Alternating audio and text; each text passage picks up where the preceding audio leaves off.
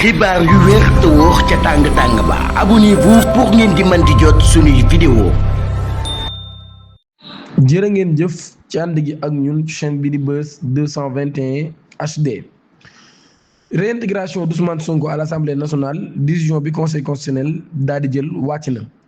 conseil constitutionnel bu Sénégal daan nay déclaré incompétent ce mercredi 17 juin 2026 ngir wax ci recours bi nga xam ni ku jégi daan nañ koy def ñeel dellu gi nga xam ne Ousmane Sonko dellu na ko ci assemblée nationale. loolu kon nag daal daan nay tijji kon définitivement yoonu parlementaire leader bu passé bi Ousmane Sonko.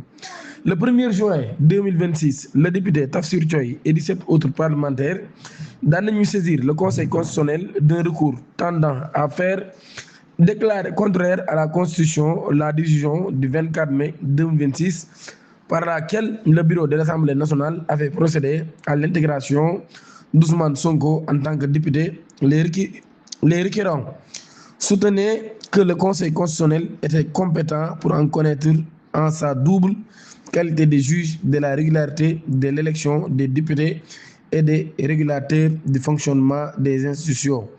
Nous avons appuyé notamment sur l'article 92 de la Constitution et de la loi organique numéro 2016-23 du 14 juillet 2016 ainsi que sur plusieurs décisions antérieures de la juridiction constitutionnelle.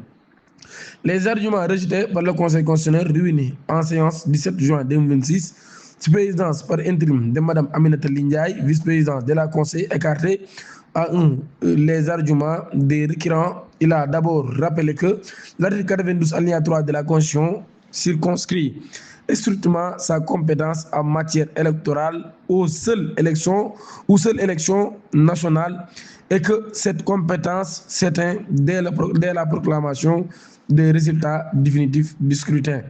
Ba tey ci loolu mu daal di relever que le contrôle de la légalité d'un acte administratif ne relève pas de ses attributions sauf lorsque cet acte participe directement à la régularité d'un processus électoral en cours. Or, la décision contestée du 24 mai 2026 est intervenue bien après la proclamation des résultats des élections législatives anticipées du 17 novembre 2024.